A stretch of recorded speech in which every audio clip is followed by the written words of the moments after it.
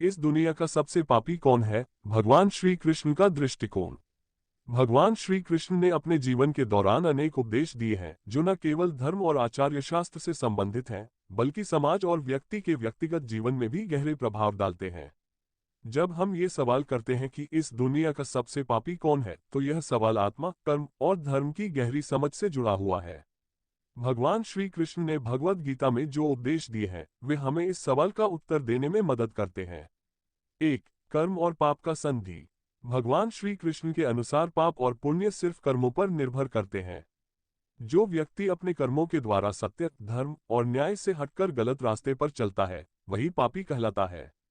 गीता में श्री कृष्ण ने कहा है, कर्मण्येवाधिकारस्ते मां फलेषु कदाचन मां कर्मफल हेतुर्भूर्मा ते संगोस्त्व कर्मणि। भगवद गीता 2.47।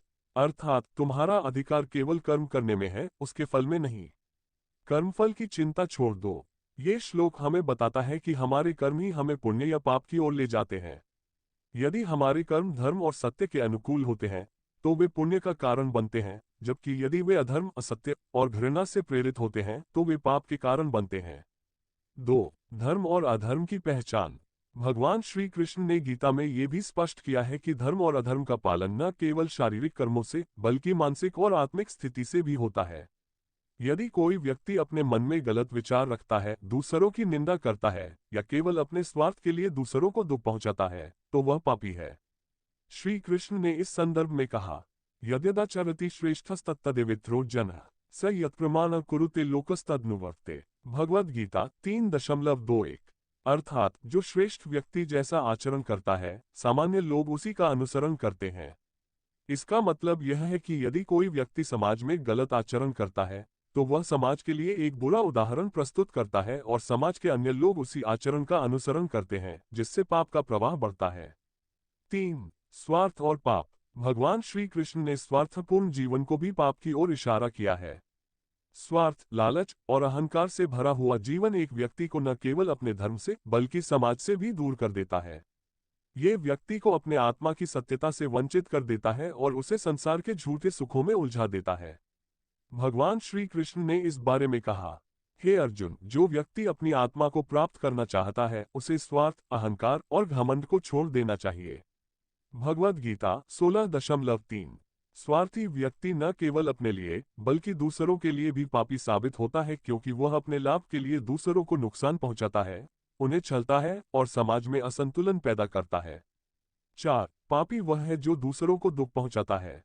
भगवान श्री कृष्ण ने उन व्यक्तियों की निंदा की है जो दूसरों को कष्ट देते हैं, उनके अधिकारों का उल्लंघन करते हैं और समाज में असंतोष पैदा करते हैं।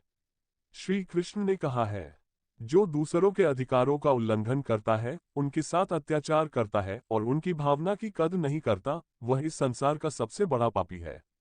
इसका अर्थ है कि जो व्यक्ति किसी दूसरे की निंदा करता है, उसे शारीरिक या मानसिक कष्ट पहुंचाता है, वह पापी है। श्री कृष्ण ने गीता में एक जगह कहा है, सभी प्राणियों के साथ अहिंसा से पेश आओ और उनका भला करो। यही जीवन का असली उद्देश्य है। भगवद गीता 16.3। 5. पापी वह है जो अपने कर्मों के फल की चिंता करता है। भगवान श्री कृष्ण ने गीता में कहा कि एक व्यक्ति का कर्म तभी सही होता है जब वह अपने कर्म के फल की चिंता न करे। यदि कोई व्यक्ति अपने कर्मों को केवल फल के लिए करता है, तो वह पापी है, क्योंकि वह अपने कर्मों में स्वार्थ को जोड़ता है। कर्मफल की इच्छा से मुक्त रहकर कर्म करो। भगवद गीता 2.47। ये श्लोक हमें ये सिखाता है कि जो व्यक्ति अपने कर्मों के परिणाम की चिंता करता है और दूसरों की भलाई की बजाय अपने निजी लाभ की सोचता है, वह पापी होता है। 6.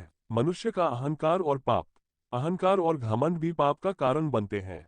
भगवान श्री कृष्ण ने गीता में कहा है कि जो व्यक्ति अपने अहंकार में जीता है, वह न केवल अपने लिए, बल्कि समाज के लिए भी खतरनाक साबित होता है। अहंकार से प्रभावित व्यक्ति कभी भी सत्य और धर्म का पालन नहीं कर सकता। भगवद गीता 16.18। अहंकारी व्यक्ति दूसरों को नीचा दिखाने, अपनी श्रेष्ठता साबित करने और अपनी इच्छा को दूसरों पर थोपने का प्रयास करता है, जो पाप का कारण बनता है। निष्कर्ष, भगवान श्री कृष्ण के अनुसार इस दुनिया का सबसे पापी व्यक्ति वह है जो अपने स्वार्थ, अहंकार और अधर्म के मार्ग पर चलता है। वह दूसरों को दुख पहुंचाता है, अपने कर्मों के फल की चिंता करता है और समाज में नफरत और भेदभाव फैलाता है। पाप केवल शारीरिक कर्मों तक सीमित नहीं है, बल्कि यह हमारे विचारों, इरादों और हमारे कार्यों के पीछे की मानसिकता पर निर्भर करता है। धर्म, सत्य और न्याय का पालन करने वाला व्यक्ति ही इस संसार में पुण्य का अधिकारी बनता है। भगवान श्री कृष्ण का उपदेश हमें ये सिखाता है कि पापी वह है जो दूसरों के भले के लिए नहीं, बल्कि केवल अपनी खुशी और स्वार्थ के लिए जीता है। इसलिए हमें अपने कर्मों में सच्चाई, दया और धर्म का पालन करना चाहिए, ताकि हम पाप से बच सकें और जीवन को सही दिशा में आगे बढ़ा सकें।